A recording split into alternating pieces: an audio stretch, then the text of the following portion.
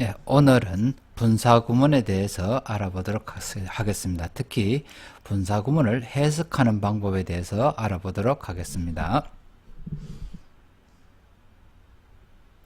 먼저 분사와 분사구문의 차이점을 알아야 분사구문을 더 잘 이해할 수가 있습니다. 분사는 잘 알고 있다시피 형용사입니다. 형용사이기 때문에 명사를 설명하는 말이죠. Look at the man sleeping soundly. 곤히 자고 있는 그 사람을 봐라. 그 남자를 봐라. 이 sleeping은 명사인 이 남자를 설명하고 있는 말이죠. 이 남자.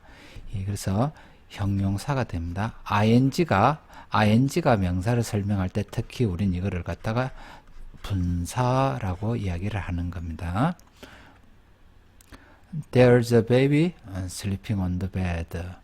역시 자고 있는 애기처럼 이 ing가 명사를 수식하니까 이걸 형용사, 분사, 형용사라고 이야기하는 겁니다. 이렇게 ing가 명사를 수식할 때는 형용사라고 합니다. 분사 구문이라고 하지 않습니다. 형용사라고 합니다. 그러면 뭘 갖다 분사 구문이냐 하면은 부사구일 때를 분사 구문이라고 합니다. ing나 pp가 부사로 쓰일 때 그것들을 합니다. 눈에 보면 알다시피 이렇게 컴마를 찍어서 두 문장을 이렇게 구별하고 있죠. 전화를 하면서 그는 길 아래 내려갔다. 그가 주어고 여기 동사가 되겠죠. 이게 그러면 talking on the phone 이 문장 전체가 물론요 talking은 분사입니다. 근데 여기서 여기까지 전체는 그럼 뭐냐라고 하는 것이죠. 여기까지는 주어도 아니고 목적어도 아니고 명사를 설명하는 말도 아니지 않습니까? 명사도 아니고 형용사도 아니니까 이거는 부사구라는 겁니다. 문장 전체를 수식하거나 동사를 수식할 때 우린 이걸 부사라고 합니다. 그래서 전화로 얘기를 하면서 내려갔다. 문장 전체를 수식한다고 볼 수도 있고 요 동사를 수식한다. 내려갔다는 말을 수식하는 걸로 볼 수도 있습니다. 그래서 요거를 부사구라 그러는 겁니다. 자, 그러면 다른 예문도 하나 봅시다. 열심히 일을 했습니다. Listening to music, 음악을 들으면서. 역시 여기다 컴마를 찍음으로써 요 ing 이하는 요 문장과는 주절의 문장과는 구별되는 문장이다. 즉 부사구다라는 것을 눈에 잘 드러나게 만들었습니다.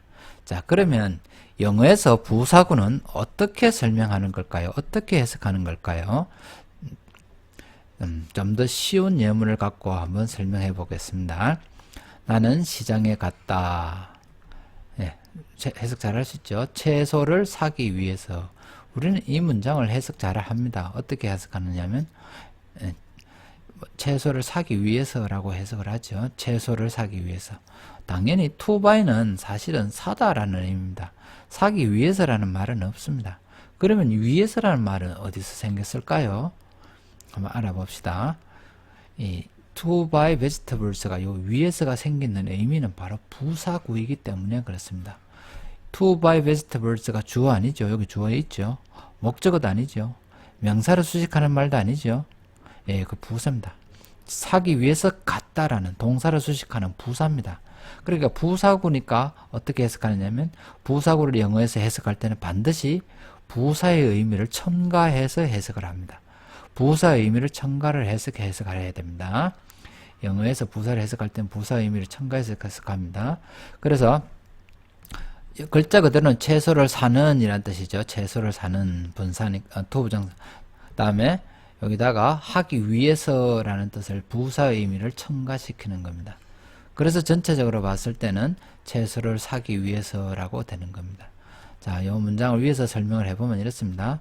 to buy는 사다라는 의미지만은 이 문장 전체가 부사가 되면서 여기다가 뭐뭐 하기 위해서라는 뜻을 붙여서 채소를 사기 위해서 시장에 갔다라고 해석을 하는 겁니다.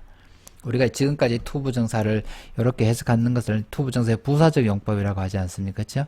이게 부사기 때문에 뭐뭐 하기 위해서라는 말을 붙여 넣는 것입니다. 그러면 앞서 배웠듯이 분사구문도 부사구라 그랬습니다. 그래서 해석하는 방법은 똑같습니다. 분사구문을 특별하게 해석하는 방법이 있는 건 아닙니다. 이 분사구문이 바로 부사구이기 때문에 부사구를 해석하듯이 해석을 하면 되는 겁니다. 분사구문이라고 해서 특별하게 용법이 있다고 생각하지는 않아도 상관없습니다. 자, 먼저 그럼 이걸 한번 살펴봅시다. getting up은 당연히 동사죠. 일어나다 뜻이죠. getting up 하면은 분사죠. 일어나는 이란 뜻이죠. getting up later 문장 전체에서는 어떻게 될까요? 예, 역시 요 주절과는 동떨어진 부사구죠. 부사구입니다. 그러면 당연히 부사의 의미를 첨가해서 해석해야 합니다. 그러면 getting up later는 분사로서 늦게 일어나는 이라는 의미인데 이게 부사구가 되기 때문에 때문에라는 부사의 의미를 더 첨가시켰는 겁니다. 그래서 전체적으로는 늦게 일어나기 때문에 라고 해석이 되는 겁니다. 자, 눈으로 보다시피 여기에 딱 동떨어진 부사라는 걸 알 수가 있죠. 부사니까 어떻게 해석이 된다? 부사의 의미를 첨가해야 되겠다. 늦게 일어났다, 학교에 늦었다. 적합한 부사어가 뭐겠습니까? 때문에라는 말이 들어가면 자연스럽겠죠. 그래서 늦게 일어났기 때문에 학교에 갔다라고 해석을 하는 겁니다. 다른 문장도 한번 해석해 볼까요? singing a song, 예, 분사가 아니고 분사 구문이죠. 분사 구문. singing a song he went home. 자, singing a song 역시 컴마를 통해서 요게 부사구라는 걸 알 수가 있겠죠.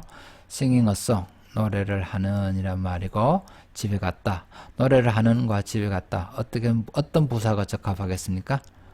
노래를 하면서라는 부사가 적당하죠.